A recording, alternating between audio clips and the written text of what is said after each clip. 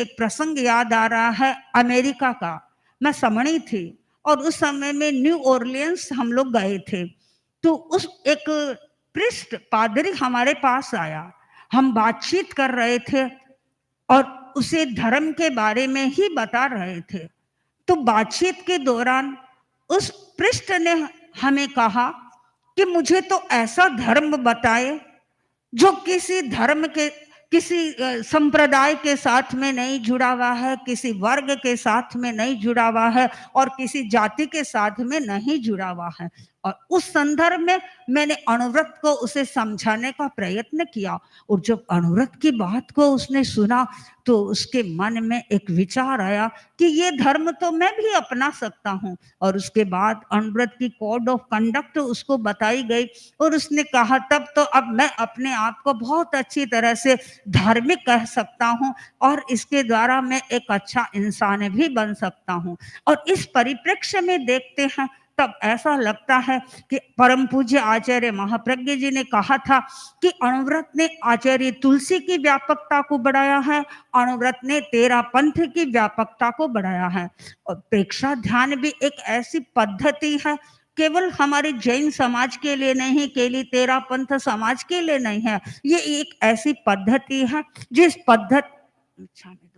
जिस पद्धति के माध्यम से हर व्यक्ति अपना विकास कर सकता है, अपने नकारात्मक भावों को दूर कर सकता है, सकारात्मक भावों का विकास कर सकता है। गुरुदेव श्री तुलसी ने व्यक्तित्व अच्छे इंसान के निर्माण के लिए अणुव्रत का प्रकल्प प्रस्तुत किया, प्रेक्षा ध्यान का प्रकल्प प्रस्तुत किया और विद्यार्थियों के निर्माण के लिए जीवन विज्ञान जैसा महनीय उपक्रम भी प्रस्तुत किया, कैसे विद्यार्थी अपना विकास कर सके। वर्तमान में सब लोग आईक्यू पर ध्यान केंद्रित कर रहे हैं, मेरा बच्चे की आईक्यू शार्प हो, यानी जितना बच्चा शार्प है उतना ही वह आगे बढ़ेगा। और हर पेरेंट्स चाहते हैं कि बच्चे का इंटेलेक्चुअल पावर अच्छा होना चाहिए। पर बंधुओं, आप कभी चिंतन करें कि ये आईक्यू पावर ही क्या जीवन का अंतिम ध्येय है? कभी कभी बच्चे इससे डिप्रेशन में चले जाते हैं। अभी मैंने हाल ही में 2-3 बच्चों की कहानियों को सुना, वो बच्चे रो रहे थे। क्यों रो रहे थे? इसलिए कि महाराज मेरे पापा हैं, मुझसे ये चाहते हैं कि मैं क्लास में टॉप रहूं और इसका प्रेशर मेरे पर हमेशा बना हुआ रहता है। जबकि मेरी स्थिति यह है कि मैं याद भी करती हूँ, मैं मेहनत भी करती हूँ, लेकिन परीक्षा के दिनों में मेरा कॉन्फिडेंस लो हो जाता है और मैं अच्छे से परीक्षा नहीं कर पाती हूँ।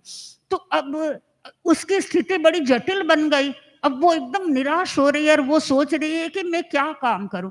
तो आप बच्चों पर इस प्रकार का प्रेशर न डालें कि बच्चों की आईक्यू अच्छा होता है तो सब कुछ अच्छा होता है। कुछ बच्चों का इंटेलेक्चुअल पावर अच्छा होता है, लेकिन कुछ बच्चे ऐसे होते हैं जो अनन्य कार्यों में अच्छे होते हैं। जैसे बच्चे की रुचि देखें, आप उन बच्चों को उसमें नियोजित करें। तो जीवन विज्ञान क्या कर रहा है?